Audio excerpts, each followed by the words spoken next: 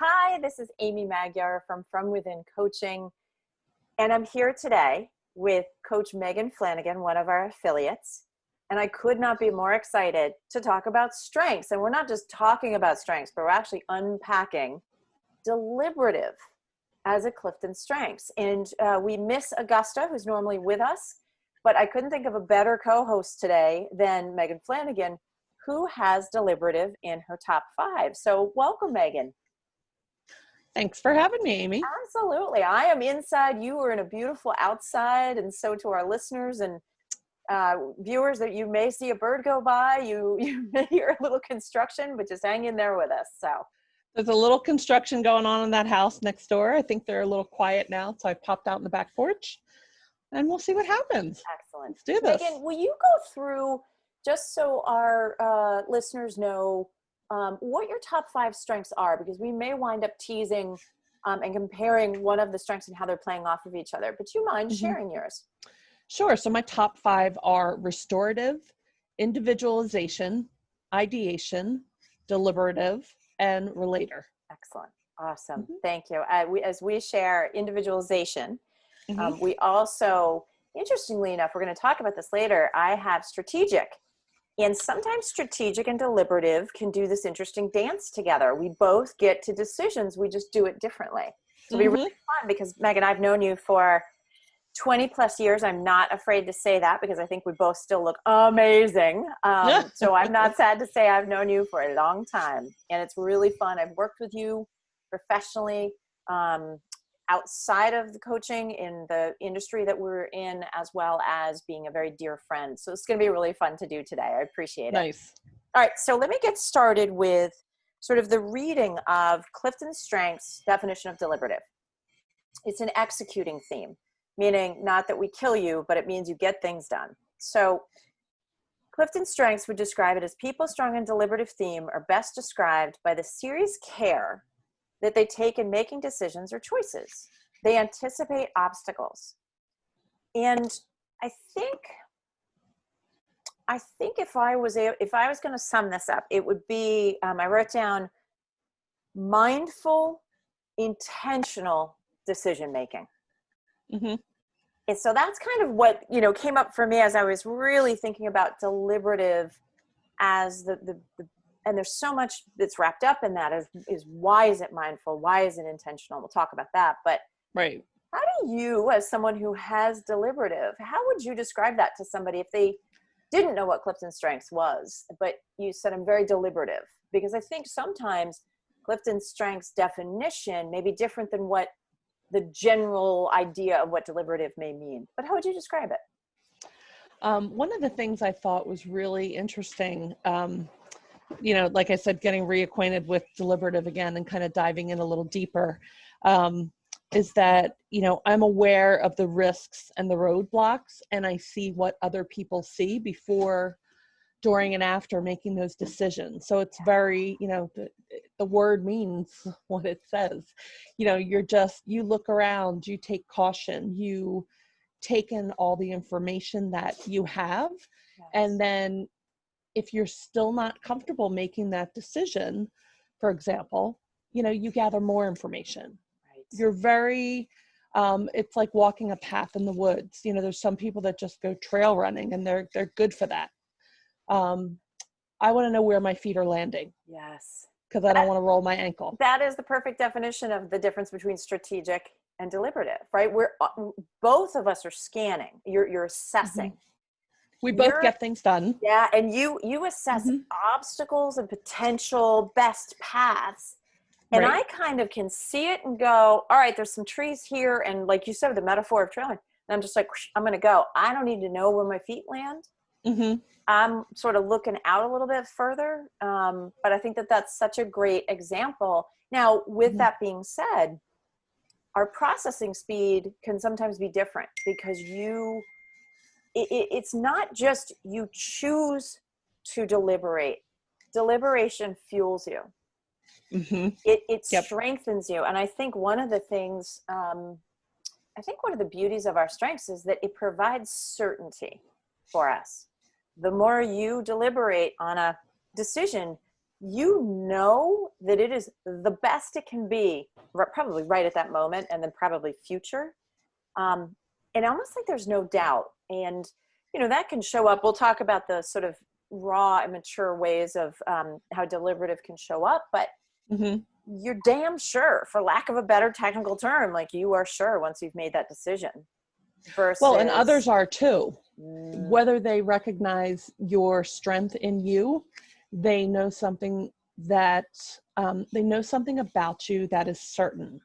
Yes. And they know that you're going to take time and care to weigh a decision. So, you know, for me, if I'm doing business planning for somebody, they're certain of what they're going to get. Yes. You know, because, you know, that, like I said, they may or may not know my 5 strengths, but if they're aware of deliberative, then they can be certain how I'm going to treat them. Because that's a lot of the work that you do is you are helping to support growth of especially a female led business. Sure. And you're scanning, you know, the good and the bad, but just sort of the obstacles and putting that plan together. And so again, that's not something you feel like you have to do. It's just something that comes so natural to you. Right. Yeah. Oh, I love it. Oh, yeah. Good. Let me just kind of look at my notes here. You know, it's interesting because I think deliberative, you talked about, you know, sort of potentially at times needing more information and sort of collecting that information. And I think that it takes courage to be deliberative, because I think in this day and age, there are times when we need to have the fast decision and we go. Well, maybe not during COVID 2020, because I think the world has slowed down and asked itself, what does it really need? Right. But I think pre-COVID, we were, you know, fast decisions, you know, you heard the term fail fast and sort of all of this. It's not that that's wrong. It's just that it takes more courage, I think, to raise your hand and say, help me understand that. Help me understand where that's coming from. I'm going to need some more information. The challenge with that, I think, probably, and you tell me if this has ever come up for you professionally, is it may sound like you're doubting people, but you're doubting yourself. And, you know, in the corporate world I used to live in, people would want very fast decisions. And it used to, you know, I would tell myself that, oh, I'm a type of person, I don't like to think on my feet, I'm not good at it. And what I learned was that is not true. Yes. I needed more information. I needed to marinate on an idea to really come up with the best possible solution. It wasn't that I wasn't good on my feet, because I am very good on my feet. Thinking on my feet. You know me to know that, you know, another strength of mine,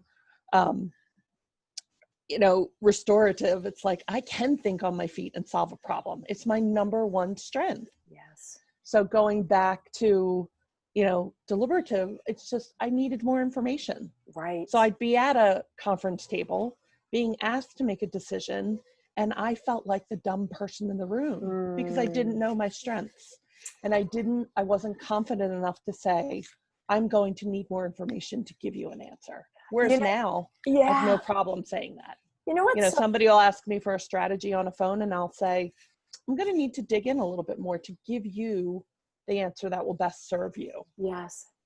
Well, one of the things you so beautifully just gave me the red carpet for this, so I'm going to go with it, is no matter the strength, deliberative, individualization, it doesn't matter. One of the best gifts that we can give somebody that we're working with, even if it's for a short time, is introducing our strengths to them before they introduce the strengths to the person. So meaning, love that. Hey, as a deliberative, I tend to ask questions. It doesn't mean I doubt. It just means I tend to try to assess, this is how I get to that certain point. Right. You know, and so you're giving that person the gift of, I don't doubt you. This is about me, which, you know, is so, I just think so opens up communication. So, but to your point, if you're not aware that this is what was happening, you're having your own sort of uncertain moment of, my gosh, I'm not enough, and all of those. That's again why we strengths is it explains so much. Yeah, and it disarms the stories we tell ourselves. If I tell somebody, listen, I'm restorative and deliberative. So you're going to get two things from me. I can solve things at the drop of a hat, but there are going to be things I need to take a deeper dive in. So expect both of that from me. I love it. I love it. So. You know what's funny is I put my glasses on because I had your glasses reminded me that I needed to put them on as I'm looking. So, during these days of more screen time, this is an interesting sort of juxtaposition, is that how long did it take you to make the choice? Because you and I both have the same glasses. How long did it take you to find that pair and decide that that was the pair for you? Do you remember? Oh, it probably took a little time, because there had been a popular brand that everybody was wearing with orange lenses, and I didn't want to look like that, even though he's a highly respected entrepreneur and all of his followers look just like him. I didn't want to look just like him. Individualization. Yeah. And I've got a pair of Warby Parker frames like this in my glasses, so I knew what I wanted. So it's just a little searching. So yeah. And then of course, yes, I was deliberative. I did go in and read the Amazon reviews and, make sure they weren't fake. So here's the great example of how then strategic worked, in a sense of like, you showed up on screen with the glasses on, and I said, oh my gosh, those are great. And you explained that they're, great for blue screens. I was like, awesome. Send me the link. Done. Yep. Like, I didn't need to do the research. I saw this, you gave me the solution. Well, there's also restorative too, right? So you gave me the solution, but my strategic didn't need, I think I was so sure this was perfect because you had done the legwork for me, right? Yeah, you knew I had done all the deliberative legwork, exactly, so and investigated every corner. So what a partner, right? So, and I think, when we're looking at this and saying, how does this show up professionally? How does this show up personally? Is knowing that, if the raw or sort of less mature theme of that strength of deliberative can show up where it may appear the person is slow or stubborn, because once they make their decision, it's like, boom, right? And so understanding that it's not that they need the slowness, but they're taking incredible care for the benefit of whoever they're making the decision for. So, I mean, that's the beauty of it, but it may appear to be that they're slow, that they're not, that they're wishy-washy, whatever it is, that's not the case.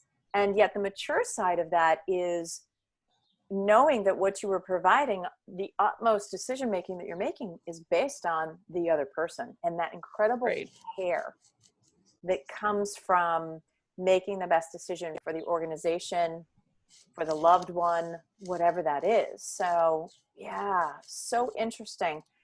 It's interesting. Sorry if I can just jump in on that, because I think it rings so true.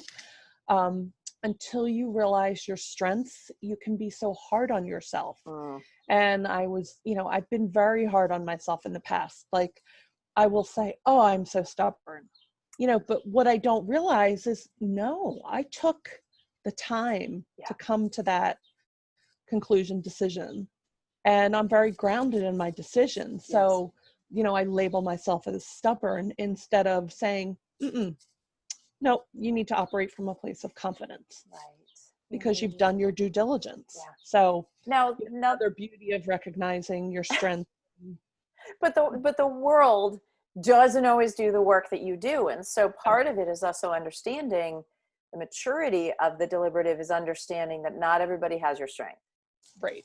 And, my processing speed as a strategic it shows up differently. There was this great metaphor that CliftonStrengths shared, where if we were to look at deliberative is, if you go to a Google map, you go right in. Like you funnel in very quickly. Street view, best place, best way to go. Okay, great. I totally do that. Totally, right? It's strategic. I just did it. I'm looking for shopping for a car out of state, and I just looked at where the car was, and all I did was just zoom back. I just need perspective of where it is. I don't need to know that it's on River Road. I just need to know where the heck it is near Boston, right? And so but we're still, and I also don't need right at that moment to know the exact way I'm going to get there and the best Right. path. And so, subtle differences.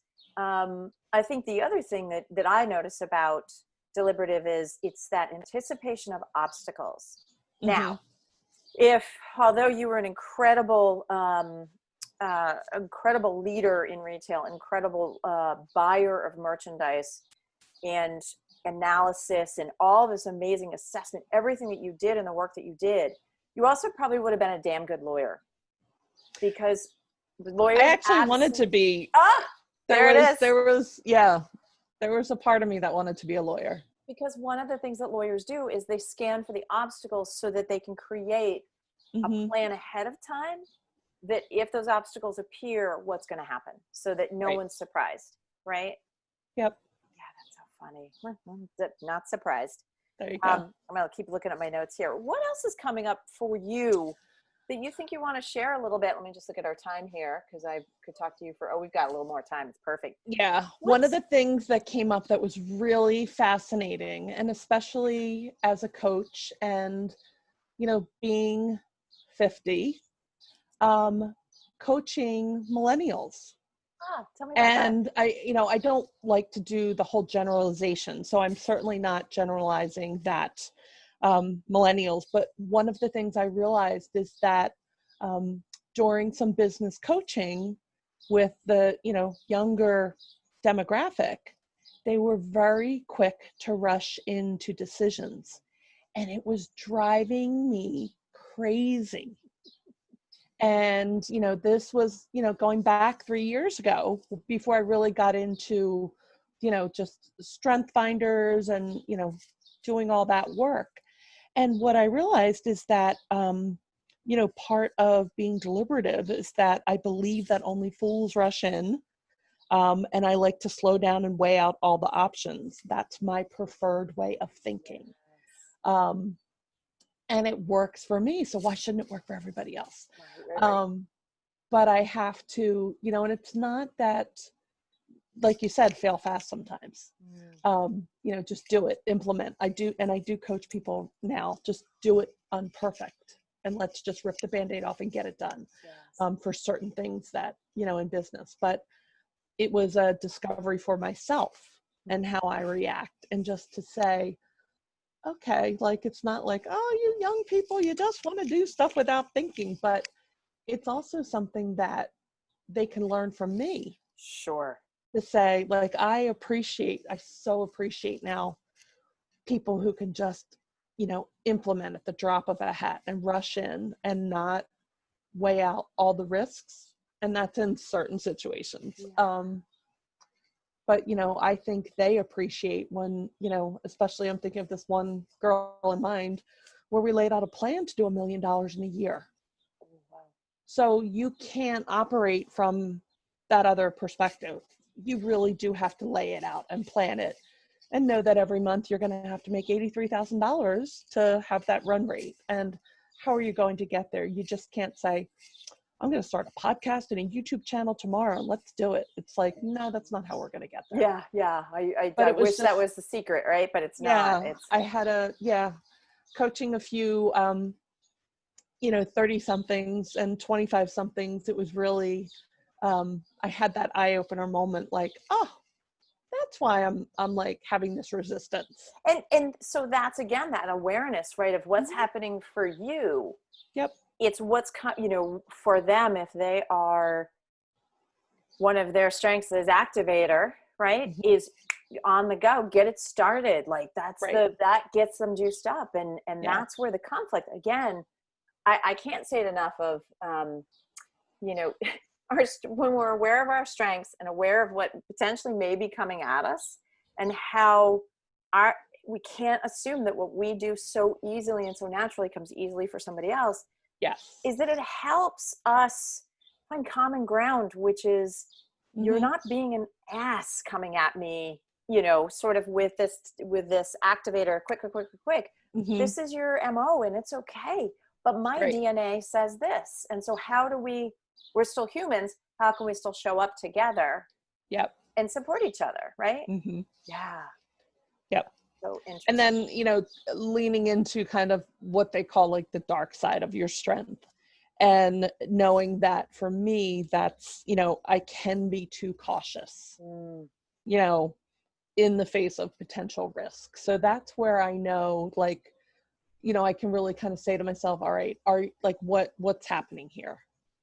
So that, you know, whether, you know, I'm coaching someone or, you know, I'm working on something myself, I just, you know, the strengths is such a good foundation to just, you know, figure people out and know where they're coming from and not get muddied in the stories we think or tell ourselves about them. And most importantly, about ourselves, right? You know, oh, I'm not crazy because I think this way, or I'm not being annoying, or this is just who I am. It's understanding that we do have control over them too, you know, and we can dial them up or down depending. So yeah, absolutely. I want to touch on something because you have been a leader, paid to be a leader, literally, and then also at times not paid to be the leader, but often in a group of people show up as a leader. And I think sometimes in that case, you may show up as the I don't know what the best sort of term is, but, you know, leader de facto. It's not the role that you chose to be, but because your decisions are thoughtful, grounded, that there's this beautiful sense of calm, is that people sort of look to Megan. You and I have a joke about, you know, you have coached me for 20 plus years, helping me see what I should do. And because I think it's not just the trust of knowing you for that long, but it's knowing that the decisions that you have made were made with a lot of thought and care. And listen, you know, I made some decisions about a week before COVID hit that, you know, oh, well, that really sort of screwed me. But again, nobody knew COVID. No, I mean, nobody really knew what was about to happen. I don't regret that. I had the most information right at that time. But I think for you, when I look to you for the decisions that you've made and sort of look at what you're making choices of, I know it's done so mindfully. And so it makes me think, as a leader, that one of the things that you have done and still do with your peers is the calm comes from knowing that your decisions are vetted. They were thoughtful. You looked at the options. They weren't sort of quick, in that you streamlined whatever the decision was really is the best at that time. And you've streamlined maybe the best way to get to that decision. And so again, like the Google map, picking the best route, right? And really getting into that part, because that just makes everything else sort of ripple effect and help you with the rest of your day. As a leader, if you could just give us sort of at the end of our time, you think about a time where deliberative either was dialed up a little bit high and you maybe got pushback from one of the staff members, or that you became aware of the deliberative and it was successful. So it could be, you know, again, nobody's perfect. If we don't succeed, we learn. So, you know, use this as whether it's a success story or a success story from learning. Can you think of anything that came up for you?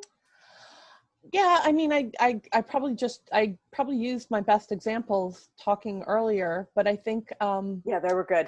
you know, the you know, working with a younger demographic and knowing, like, by and large how they operate, or how, you know, anybody operates when they just like rush in. I know now that, like, it doesn't trigger me and it doesn't bother me, because I know exactly where it comes from on my part, whether they've taken strength finders or not. Sure. So that is the beauty of that. You know, and then again, the stories we tell ourselves.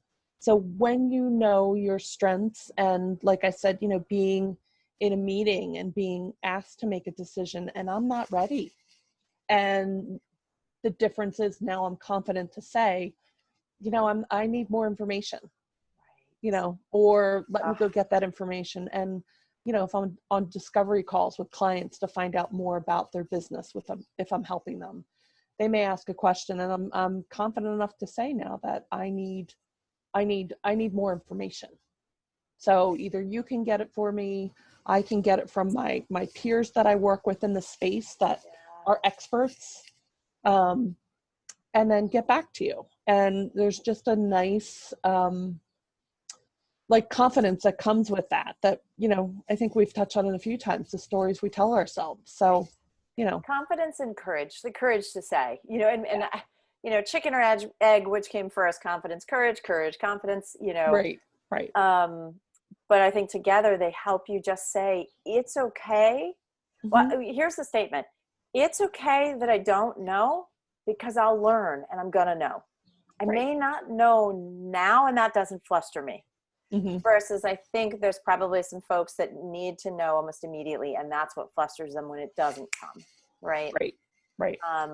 And I've definitely watched you during, you know, during one of the craziest timeframes in both of our lives, with the uncertainty that is happening during a global pandemic, is that I think others have looked to you as, even if you're not sure what a month is going to bring, you appear to be very deliberative about, this is at least what I can do right now.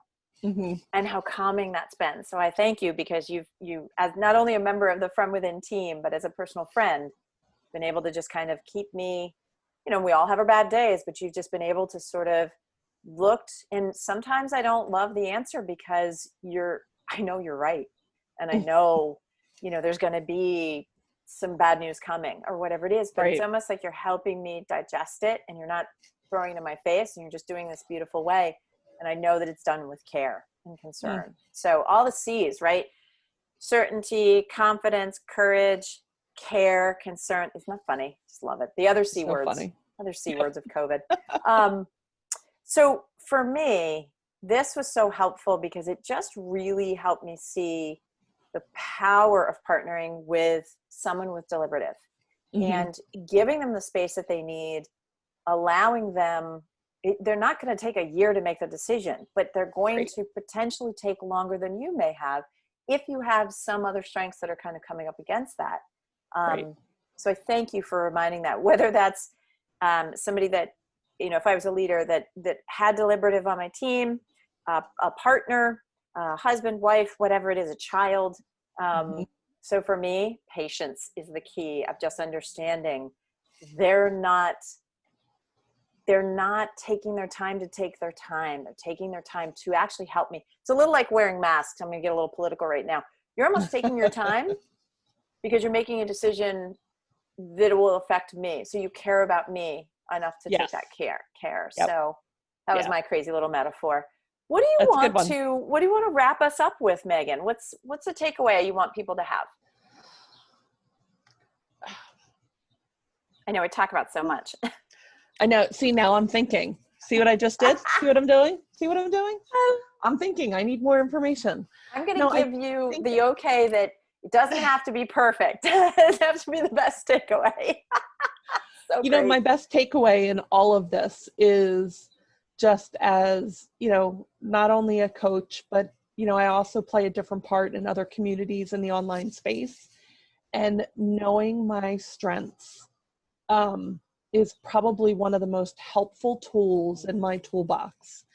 And I always talk about what I have in my toolbox, and people look at me sometimes, but they get it once they talk to me. But during this time of COVID and so much uncertainty, like what can you count on? And you can count on your strengths. And that's great. That's not going to change whether you're, you know, in a pandemic or not. So, you know, knowing what your strengths are will help you like navigate anything, like whether you're going to get let go from your job, whether you own a restaurant and just like all went to hell in a handbasket. You know, so it is a vital part of, I think, personal growth and like grounding yourself. So I love it. During uncertain times, the one thing you can be certain of is the beauty of your strengths, because they never run out. They always show up and they fuel you. So love it. I love it. Thank you for unpacking this strength with me with deliberative. That was fun. These conversations that we have are not designed to be in lieu of a coaching conversation with a coach to help you unpack your individual. but it's more a chance, I think, for people to hear a little bit about, you know, your example of like, let me think about that. You know, it was so deliberative. It was so perfect. Right. Of just it's showing strength how, in action, you know? It totally is strength in action. That's why I love when we have guest appearances with people's strengths. So at From Within, we are a strength-based organization.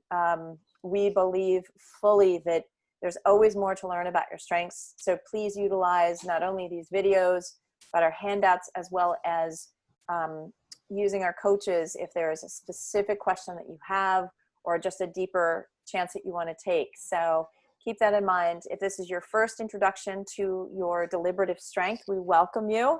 You'll probably have to really process what we talked about and watch us a couple of times and really get the information. But with that being said, we want you to, because we know that's going to help you make a better decision about how to move forward with your strengths. Awesome. Megan, thank you for the time. I appreciate it, and the beautiful view.